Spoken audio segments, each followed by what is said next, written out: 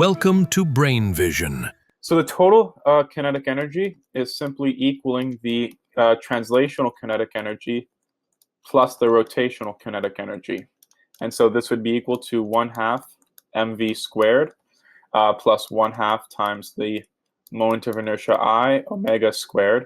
And this is going to be equal to 1/2 mv squared plus 1/2 times the moment of inertia. In this case, it would be 2/5 mr squared, the moment of inertia of a sphere, multiplied by v over r, substituting in for the angular velocity, quantity squared. And so this is equaling 7 mv squared over 10. And so the total kinetic energy would be equaling 7 over 10 multiplied by the mass of 7.3 kilograms multiplied by the linear velocity of 3.7 meters per second, quantity squared, and the total kinetic energy would be equaling approximately 70 joules.